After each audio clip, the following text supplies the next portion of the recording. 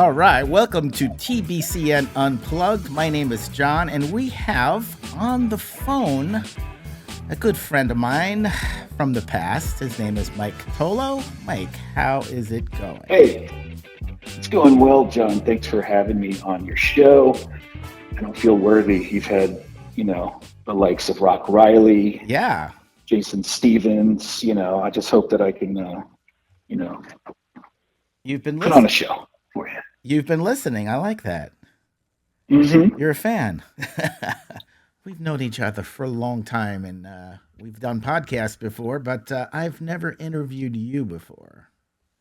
That is true. We dabbled in podcasting. You and I have always been fans of big time radio shows, the Howard Sterns and all kinds of sports talk and all that. And we loved podcasts back when we were working together and afterwards. And I'm glad to see you've landed. But we've definitely tried this before. And it's not without its risks, but it does have some rewards. Yeah, So, definitely.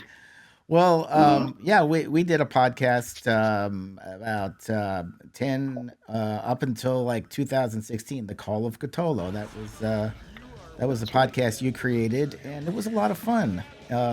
It did. I tried to have fun with it. Yeah, Call of Cthulhu. And it's still available on some podcasting services. I have, due to the auto renewal, the third party has kept it alive. Not that I really wanted to take it down anyway, but we did about 100 episodes or so, and there's some good ones there. But it was hard. It was definitely a challenge to try to do weekly content and try to get guests. So my buddies like you and Rock, who you've had on your show, Rock Riley, Yeah. I know it's a constant battle trying to get guests and trying to keep content flowing. But yeah, we did, and I appreciate your help with me back then. But in the end, I think I had to move on for my own show, but I'm glad that, to have tried to do a podcast like that. So anyway, I'm happy to be on your show, man. Yeah, I tell a lot of people, some people get together to play cards. Some people get together to drink. We just get together to podcast. That's right. Yeah. We did. All those guys. We were real lucky to stumble upon House and JR and all those characters. It was a lot of fun. We'll have to have a But reunion. anyway, We'll have to have a reunion sometime. Hey, what's up? Cutolo here with Coco the Destroyer. Yeah. Tracky.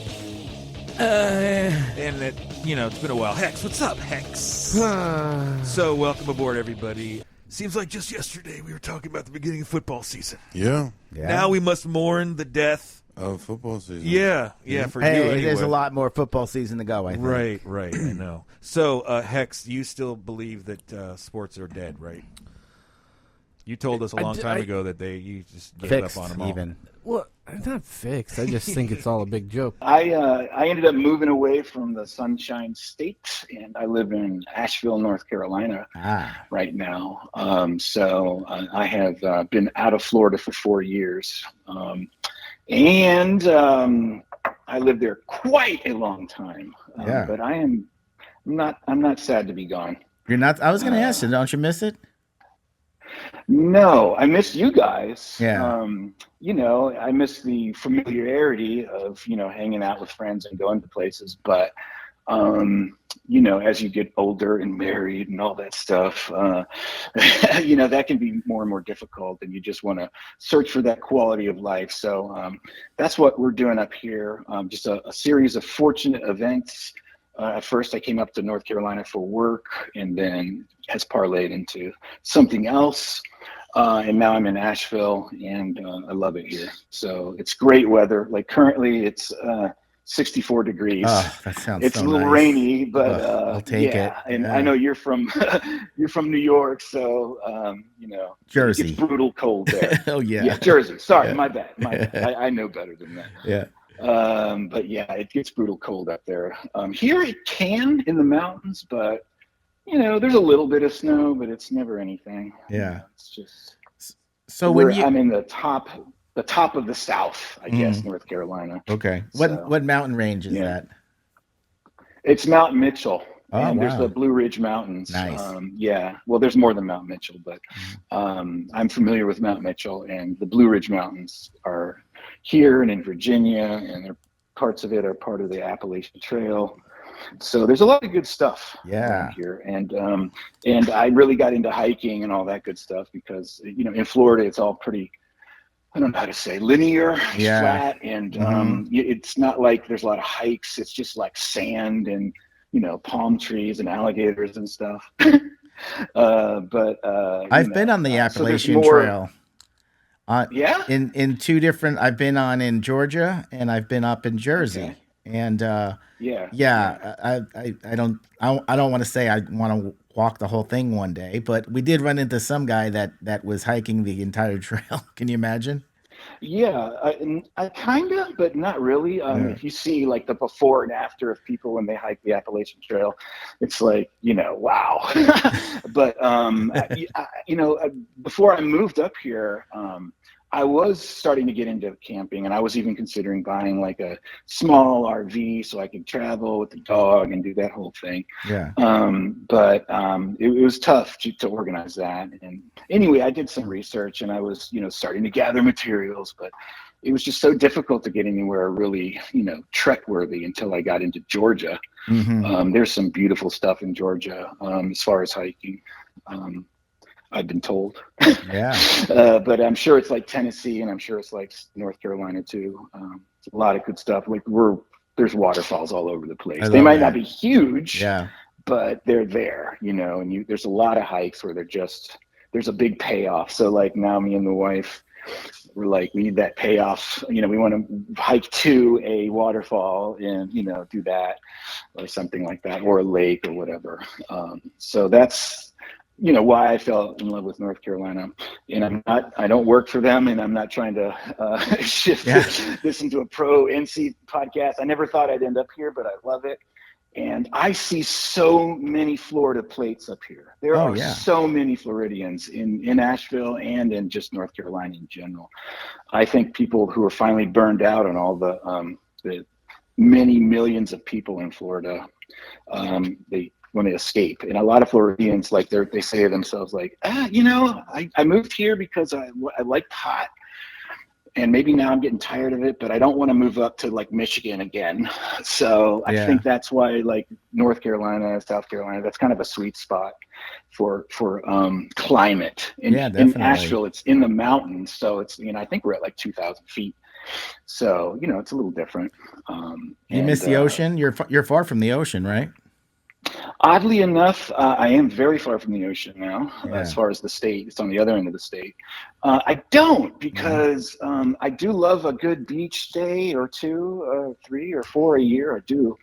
But I was never a maniac. And, living in Florida and Tampa Bay area, we would have to go to St. Pete or beyond to get to an actual beach. There are some poopy beaches, if you will. Ben T. Davis, I'm looking at you.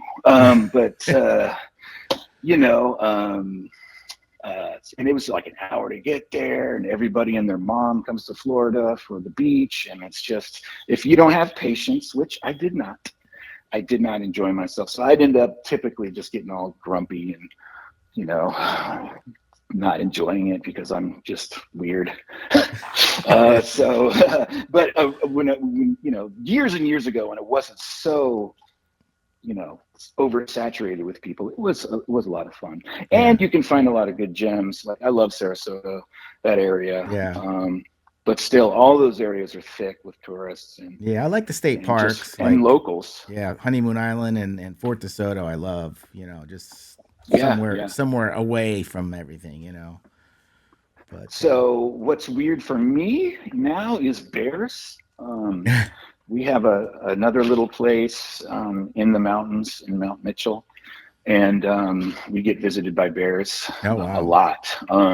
Black bears, and then even in Asheville, these bears here, there's bears in our neighborhood. They just, if you make it easy for them, they'll come and eat your food. You gotta have a lock on your trash can. It's crazy. It's Yeah. crazy. Like, in Florida, you got to worry about alligators on the Yeah. golf course, Yeah, right. but and mosquitoes. But Make here for some it's good just video bears, though. pretty much. Yeah, no Yeah. kidding. Put some I bait mean, out look, and they're honestly.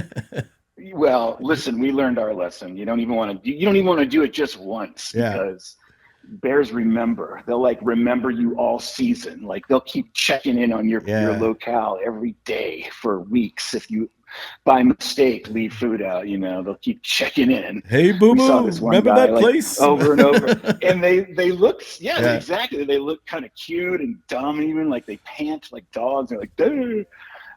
But boy, if they turn fast. I was within 8 feet of a bear. It was like on a deck, and I was on the deck, and he was under, kind of off on a path, and I made the mistake of getting a little too close to it, and it chuffed at me. It didn't growl or stand up, but it went, and I was like, no thanks. He's like, you know what I would do to you? I am not going to fall into that like every other idiot Right. that's gotten mauled by a bear. But man, it's a powerful thing. I love it. It's just something different, and I'm happy to be up here experiencing it, and just got to be smart, Yeah. Oh, boy. Well, cool. So that's my life now. I'm glad you're enjoying a new chapter in your life. Yeah, and now that we've got a new house up here, we're gonna have to have some of the old friends come up and visit us for a weekend. Oh, that'd be awesome. So put that in the wife's mind that Okay. maybe at some point. Yeah. And Asheville's a fun town. It's you can walk it, do a lot of bars and Mm-hmm. restaurants and all that stuff. It's a lot of. I remember you and your political stance. We won't get into that. But there are a lot of like-minded folks around here. Yeah, good to know. Yeah. Yeah. So there's that. But All right. so I'm enjoying it, man.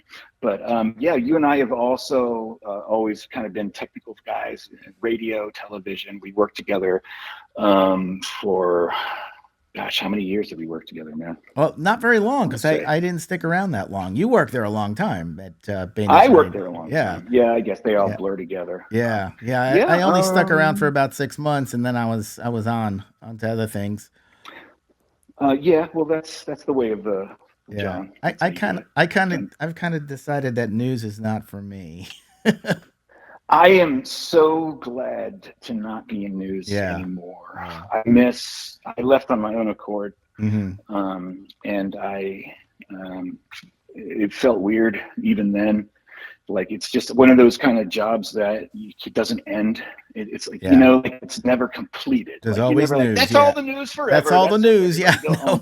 Yep. It's not like that. And like even as a career, like I left like so many projects on the table, and that could have made or broke me. But things like that, those never stop.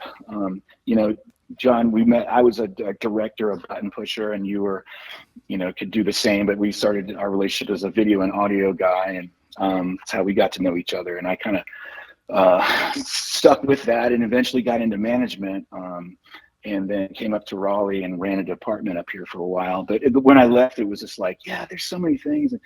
But then when I complete those, there'll be so many more things, and then so on and so forth. So it's a really weird gig, but the people are often awesome to work with.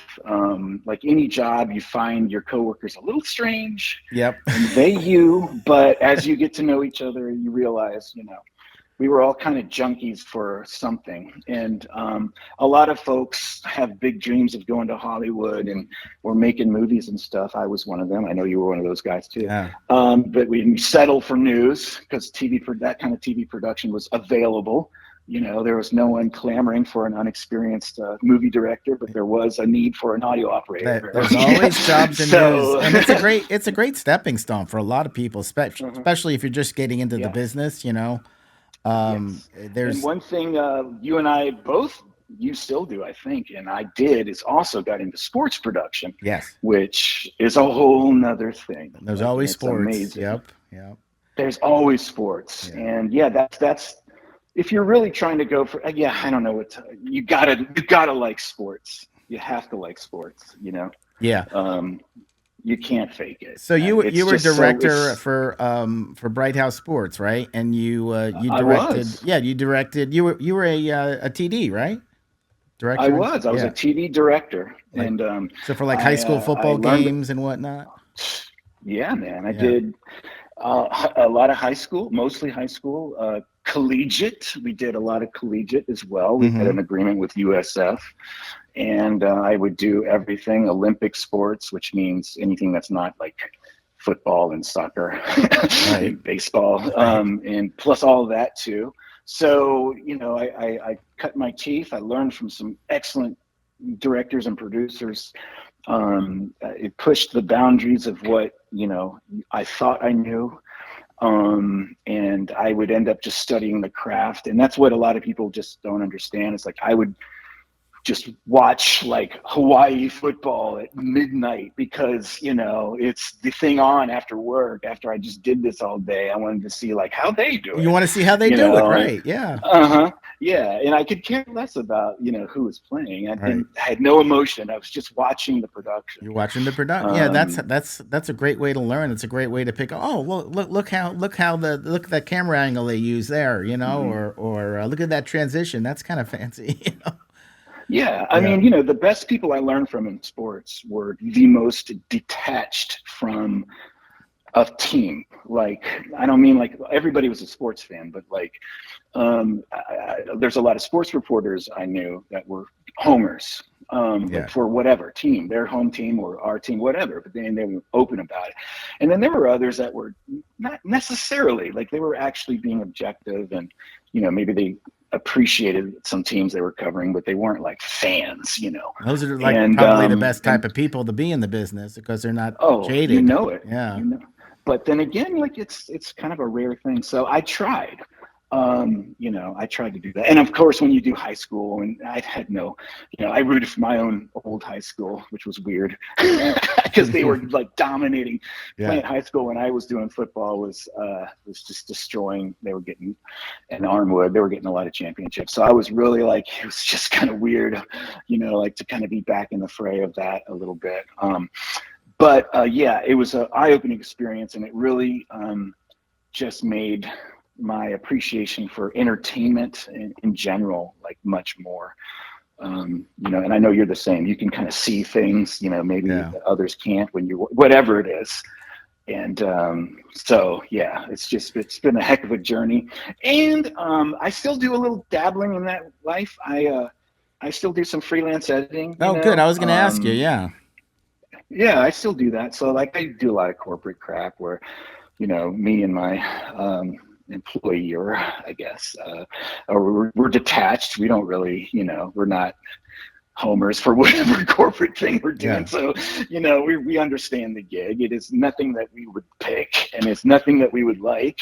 That's what the clients like. Like pretty much everything is a creative that I would do, they do not, So, once you brace yourself for the fact that like all of my gut instincts about what makes good TV or anything, they reject because they don't know any better, and they know a little bit and they think they know. And it's just like, those things just don't upset me anymore. I just laugh. I'm like, all right. You gotta please the client, and sometimes they know just enough to be dangerous. Exactly, which was my latest experience. They tried to pull in a bunch of incredible stuff at like literally the last minute. Yeah, it was just, I hate that. It was real tense. Yeah, but that keeps me with my Adobe world kind of relevant. I keep all that going. And you edit on Premiere, Adobe Premiere?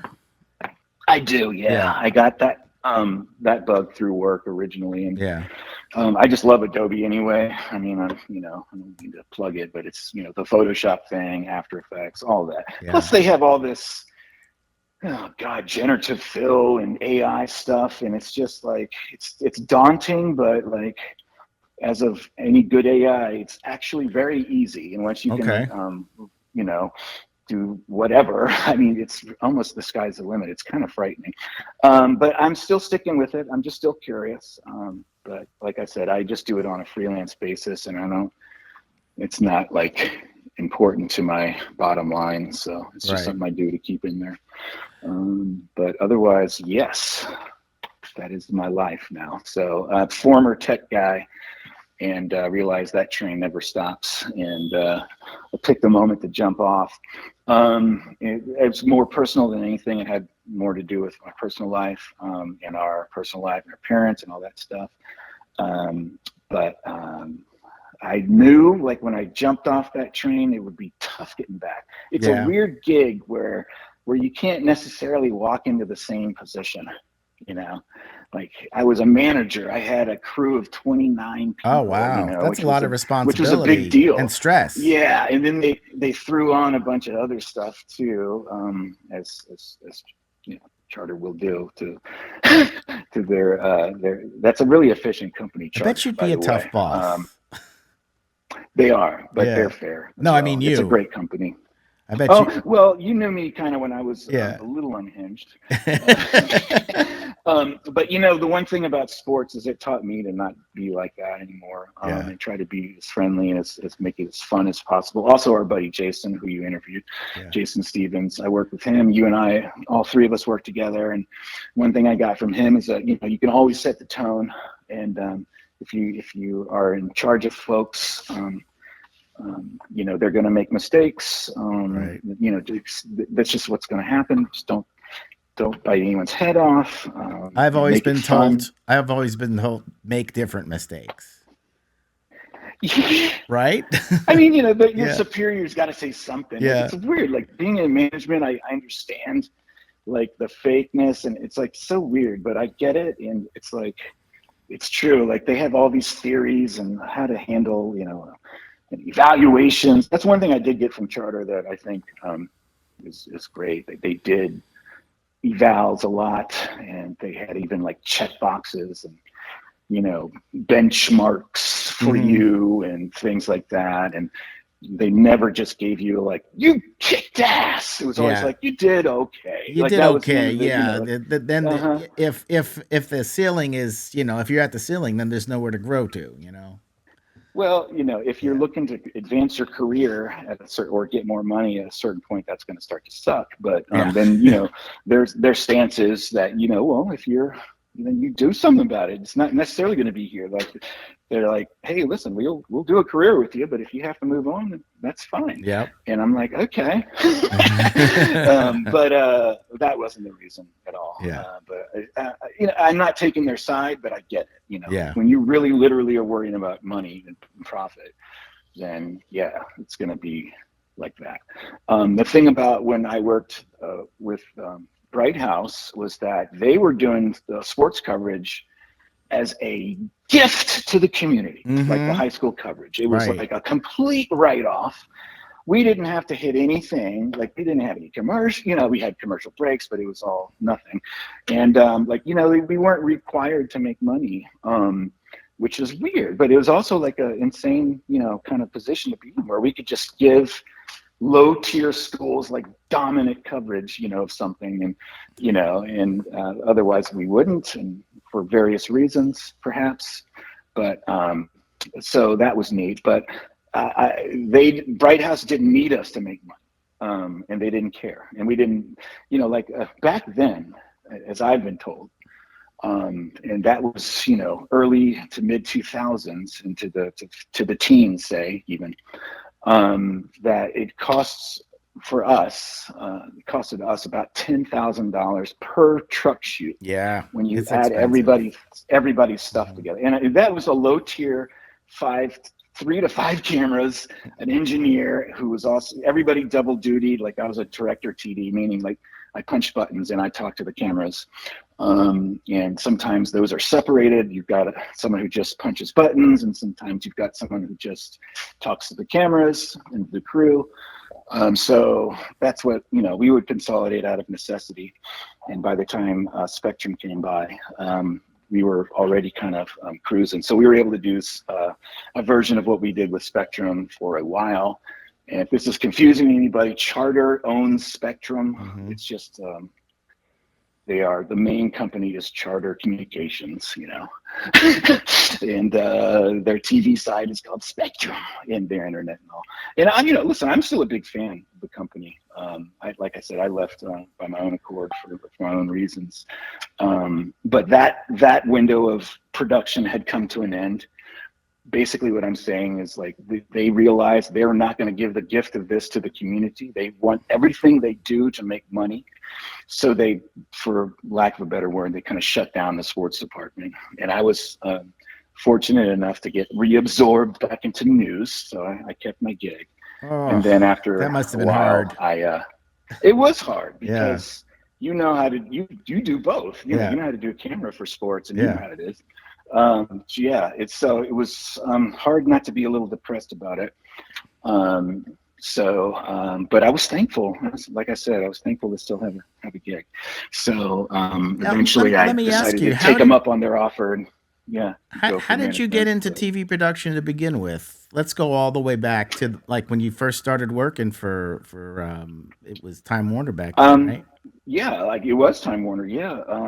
I was going to college for that very reason. USF? And I was already working in radio. College kind of opened the doors for internships, and back then internships you weren't paid, so it was a little more free. And I was actually an intern for the Power Pig. If anyone knows old school Tampa Bay radio, they were the competition that the Power Pig. Okay. 93.3. They were the ones that beat Q105. Okay. Back in the day. So anyway, that wasn't my cup of tea. I was more of a 98 rock type of fellow, if you will. But anyway, they got me in the door, and then I started working for talk radio, and that kind of local talk radio shows out of WFLA.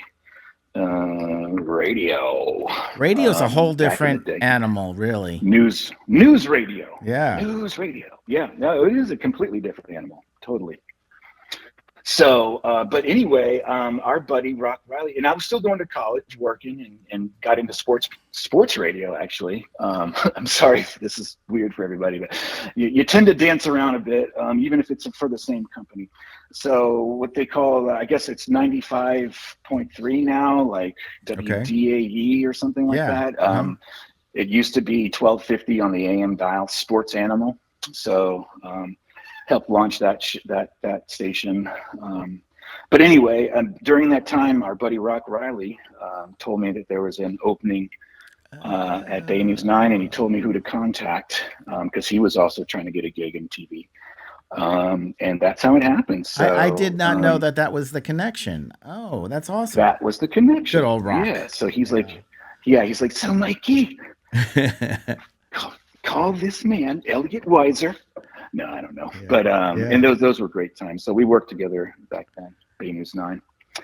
And I can be so honest about all this now because I don't work for them. So that's the whole thing. Yeah, right. And not like I'm bashing them. It's just like they would prefer, a ham and egger such as myself, probably not talk on a podcast. And, they were very conscious about their overall look. And I get it, like they don't want you being foolish on Facebook, and like they have HR that might stalk your Facebook just to see what kind of nonsense you're up to, and ridiculous, right? But that's the world we live in. That's how it is. I mean, and especially these days, there's so much that can get you in trouble on social media, and I tell people, watch what you say. It's gonna hang around with you forever.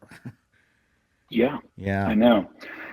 Literally, because I've heard of vindictive people that don't like something you say, or maybe you made them look bad at work, and they'll go digging in your past Facebook and find some questionable crap from 15 years ago, and then you could get fired for that. Yeah, for something you did 15 years ago, maybe when you didn't even work there. Exactly. It's just the fact that you can find it online. So like you may have said dumb things in your past, and just make sure they're gone. But yeah, I know. Well, it seems easy enough to us because we grew up when none of this was around. And really, probably you and I have only dabbled in that originally. It was probably for, promotion. Like, you know what I mean? Like I remember hearing about Facebook when it was still looking janky, and it was also MySpace. MySpace was crap. Yeah, I know. You had a little more privacy on MySpace because you weren't using your actual name. And so it was a lot of Yeah. hesitation when Facebook came out. I was like, "You want to know my real name? What?" You know? I know. You're Yeah. right. And it's I'm my posts, and listen, anybody out there, there's nothing great to follow me about on my social media. You know, like I'm not a content creator. I'm not going to give you the "hey guys, look where I am" thing. Yeah. I think my Instagram's private for just my friends, and I had Twitter back in the day, or X now, and I don't do any of that anymore. I had it for bands and stuff, and a lot Yeah. of bands on the side. And but yeah, now I'm not promoting anything, and I'm just a person. So So so tell me about you were in the music scene as a teenager, right? I was, yeah. Yeah. So Tampa, people, it's the death metal capital of the world, they would say. And I was actually pre-death metal. I was kind of in the same, barely, kind of class of metal we like to call thrash metal here or Okay. there in Tampa Bay, with Nasty Savage and a few other kinds of bands. We were in kind of that ilk, I guess. I was in a band called the Guff, The Guff, Guff. I was trying to think of and what it was. Yeah. we had a little tiny following, and it was kind of fun for a while. But death metal came to town, and that was where the most metalheads were focusing at the time. So that's plus, internal strife. It's hard to be in a band. It's like, you think you're doing the right thing, and but anyway, we did that for a while, and got to meet a lot of cool people, and I didn't really stop. So I kind of shifted gears. I did kind of a grungy band for a while called Brown Hill Spirit. Okay. And before that, I used members of my other bands, and it just shifted through the years. And then my last band I was in was kind of like a throwback band called Planet Graveyard. Yes. And that was, I don't know. I don't know if your listeners will appreciate that music. It's a lot of me screaming, and the lyrical content is terrible. It's like juvenile and, bro-ish, if you will. Yeah. I mean, I don't know. Some of it's kind of embarrassing to me, but I'm not going to run from it. A lot of it was done with me and my buddy Donnie DeBose, R.I.P. Yeah. That we were just having fun. We just were amusing ourselves. Well, that's what And what it's about, man. I mean, if you it don't really think is. if you don't think you're going to make it big, then just have fun. Exactly, and we did. So we did that for around 10 years or so. But it's hard to be in a band, and it's hard in modern day world. One thing to keep in mind: you see all these novelty, like old people bands now, and you're like, do they really need to keep going? Right. And the answer is some of them probably do. Yeah. Like, I don't know if the Rolling Stones need to. They're just still having fun. They're having All right, fun. I'm down with that. Yeah. Yeah, I'm down with that. But like some bands, like, I don't know, Boys to Cult or whatever. I'm pretty sure they're like trying to live, Yeah. because typically most people get ripped off, and art is a hard thing to quantify into finances. And, of course, most people that are artists, like musicians and such, that's not their focus, man. It's like they're trying to be creative. They're not trying to worry about publishing rights and like this and that. So most folks had a raw deal, and it's tough. It's so hard for bands coming up, and even older bands to make a living now because of you can't sell CDs, you can't sell albums. You have to tour. Well, you know. Yeah, the only weird thing that's happening is the vinyl resurgence. Like people are now buying physical media, and Yeah, it's kind of a lot cool. of those albums are they're expensive. But I figure if it's going to the band, then I'm all for it.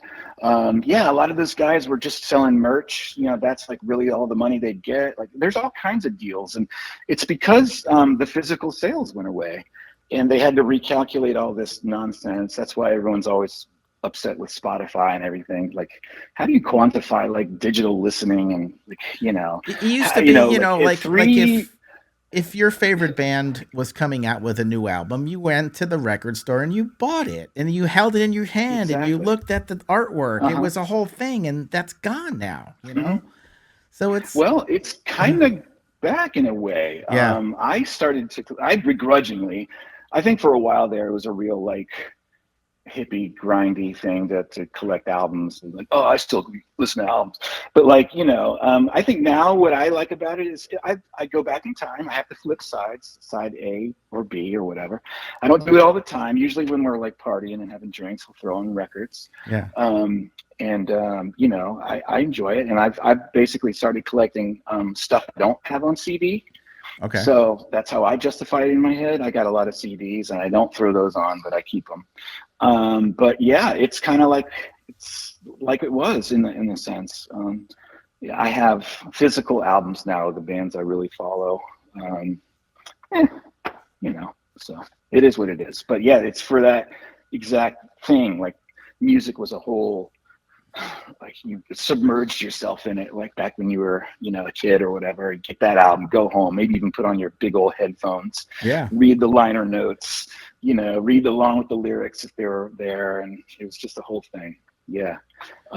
So I'm sorry, I kind of went on a tangent there, No, but that's okay. I'd still, the bottom line is like those poor musicians, man. Maybe some of them bought huge mansions and blew their loads, as it were, and have nothing now. And now they have to tour to make money to pay off those big mansions. And everybody wants a cut now. Like even like venues want a cut of your merch. Yeah. And like, it's just tough. I feel real bad.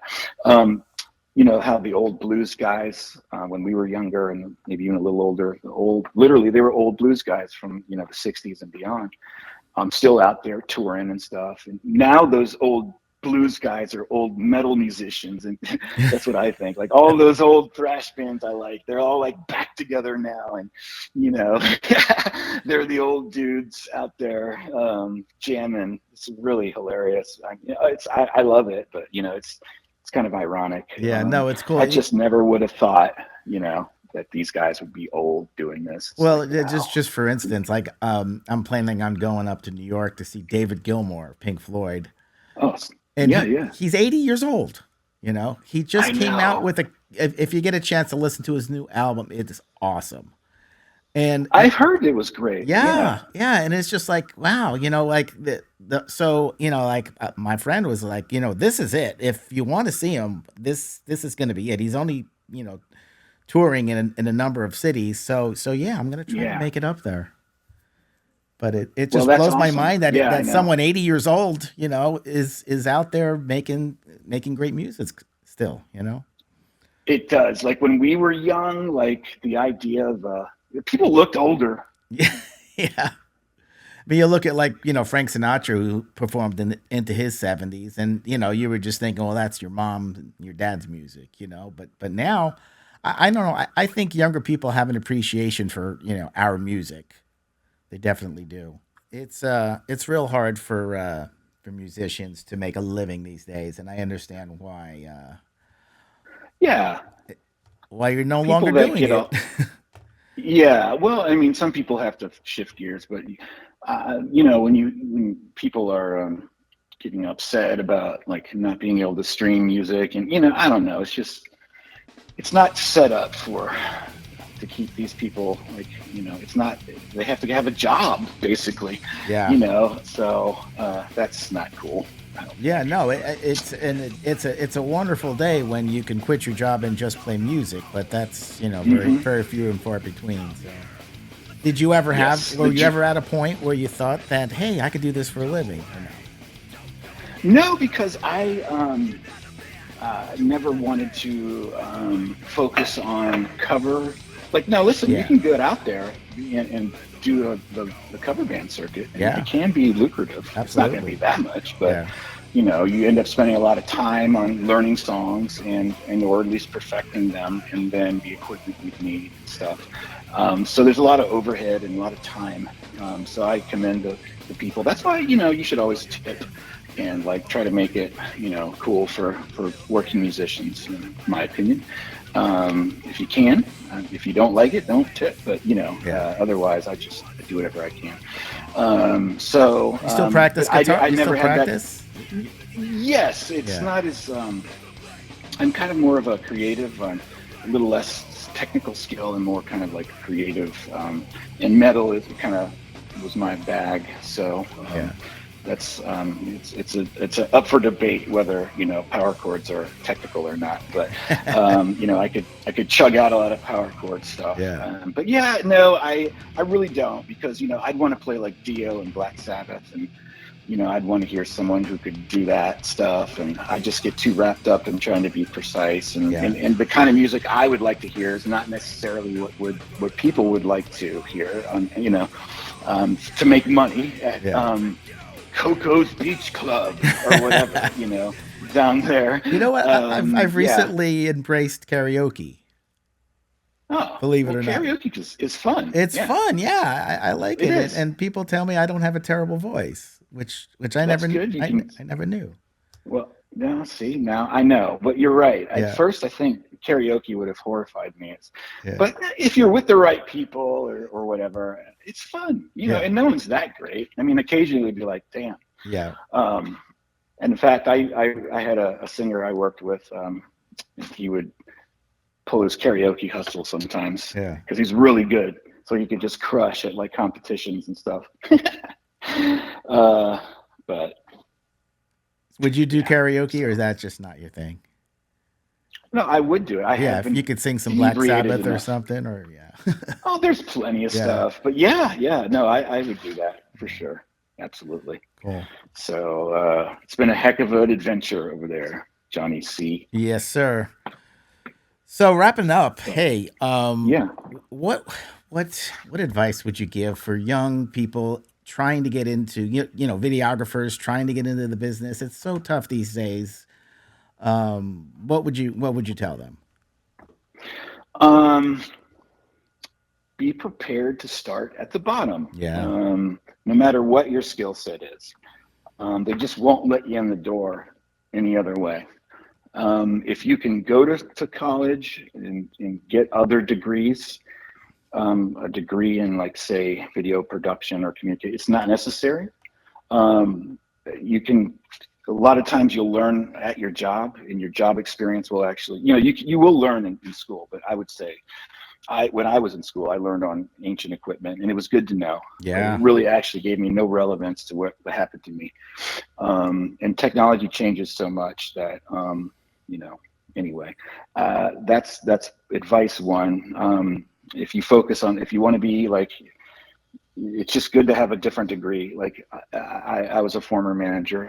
No degree would turn me off if you had the right experience. Like, just because you have a degree in English doesn't mean you're not a kick-ass sports producer. In fact, probably better because of it. Yeah. So how about internships? Is that for everybody, or? I recommend it as much as possible. Yeah. Now you get a little bit of money. Don't let that go to your head. Yeah. But it's the best way to learn. You learn at an actual place, even if it's grunt work. I've done it all, Same. But yeah, it's the way to go. Radio is a lot more fun, but it doesn't pay anywhere near as much as TV. And TV doesn't pay a lot either. No, radio is insanely low. Yeah. So and it's kind of, radio is kind of a dying breed. It's just, everybody has a podcast now. As far as videography, like, you'll obviously learn on your own stuff at first. Yeah. But you'll be given equipment if you can do a few things, if you can get your foot in the door. And then you'll use equipment that's given to you, so there'll probably be a learning curve there. And then it's usually just time on the instrument. People who've worked with the cameras after a while just do it well. I'm sure your sports production camera work has gotten way smoother over the years. Oh yeah, I was terrible at first. It took me everybody a while. Is. Yeah. It's impossible to not be terrible at it. Like, I've even done camera, it was not great, but I knew what to do. I knew how to push in and pull. I knew how to frame shots, but I was still a little shaky and slow. Understanding the game is very helpful. If you understand the game, that's half the battle. Whether it be baseball, football, oh my God, if you do baseball, I mean, you got to follow that ball, son. It's not easy. That's the weirdest thing. Like, It's not, because it's really important where the ball is. Like you can flash show runners where they're crossing the plates, or you can box them in if they're running around. There's all kinds of fancy stuff you do, but you basically have to keep that ball. It's paramount, and that's what's different. Like, you know, because you really do follow the ball completely, even if it goes foul. You need to know that. Yeah. You know, you may not need to stick on that shot forever, but you might cut back to it. You know, and yeah, get that fan catching the ball. Shots. Yep. And I learned to chatter a lot. You know, that comes with time. It's very hard to speak at first when you're in live productions. It's like, yes, sir. You mean as a director to as a director, or even as a camera person, like it's tough to pipe up at first. But it just nothing it comes to you. It takes time. It takes time. Yeah. Sports knowledge is important, of course. But there's so much more to learn. There's so many other ways. Just because you know the game doesn't mean you still won't butcher it somehow. Yeah, no, and I always, you know, I have a lot of people. You know, we do training. This is my little plug here for the station. You know, we do training here at Tampa Bay Community Network. So what we do is we find jobs for people that want to be in the business, you know, and a lot of times people will come to me and say, you know, Mr. John, what do I need to do? And I'm like, you gotta volunteer. You gotta get in, even if you're not a sports fan, do sports, because there's, you know, someone always needs a cameraman to do sport, you know. And I've gotten people jobs, and I've trained them, and it's just like, okay, this is kind of cool. I like baseball now, you know. So exactly, because you know, you might like sports, but how closely do you follow soccer? Right. And like, how nitty gritty do you want to get on like softball, collegiate softball, you know, or how about women's basketball? You know, how about that? How about curling? You know, how about curling? Yeah. or I mean, I've done everything from table tennis. The one thing. You could bet on table tennis. You know that on Wow, that's amazing. Like, I wouldn't do that. No, I guess I'm not that much of a gambler. Yeah, right. But you get just because you're a fan of football doesn't mean, you know, you won't have to do whatever. Right. Hockey or lacrosse. You know, things you just wouldn't expect. It's cool. Yeah. It's great. You know, but it's just like, whoa. Yeah, no, I don't follow a lacrosse team, but here we are. Yeah, right. So, even though I'm a big fan of hockey is so hard to shoot, especially if you're one of the harder ones. Yeah, especially if you're the hero cam following that puck back and forth. Well, yeah, it's that puck shot. It's kind of like basketball, where it's the main camera on most of the time. Yeah. And that camera actually has to do a lot of stuff, a lot of breathing, ins and outs, and like kind of framing the shot and keeping the balls and whatever. Yeah. So, and then, with hockey, for me, it was always like, you don't only see the team when they're out for their warm-ups right before the game. And you always try to do some pre-production and some, you know, to bring the audience in and all this stuff. So it's always a mad scramble, and the goalies are always the last one to suit up and look right. And usually you have to take them in the game, like for their little stats and side by side or whatever you do. Like it's so fast, and then it's done. Then you're just riding that camera. Then the whole time, and if you're on that center camera, man, you're working. You work. Yeah. But like, you know, you as a director, you would try to punch in anytime they're up against the glass, anytime you do heroes, goats, and a lot of those other cameras, you might think, well, what are they even doing there? Like, well, they're working for that replay, because replay is all about different angles, and like, so you have to like dictate who's what, and like, you know, you stick on the coach this series because we want to see his reaction, because I don't have enough cameras to do everything I want to do, so I'll break you away from this and that. Well, that's the thing now with technology. All cameras are rolling now, you know, which is nice. Oh my God, I know. Which is, I'm telling you, like, I could get freelance gigs to TD sports from my house on my computer, because I have a high speed computer, you know, like the fastest, you know, which is not that fast, but still, like, that's all you need. Like, it's all virtual. And like, you know, when I was in news, we were doing a lot of virtual stuff and robots and like controlled elsewhere stuff. And that's cool. It's kind of like, I want to do that. I want to direct from home. Yeah. Well, I mean, you know, I can't imagine. I was going to be for some sports too. I was just like, I I don't know. This is just weird, So you have like a virtual board, and like I think there's a few things you need, like, yeah. So it's no longer I don't know. it's But no again, longer $10,000 to break the truck out now. So it's no. yeah.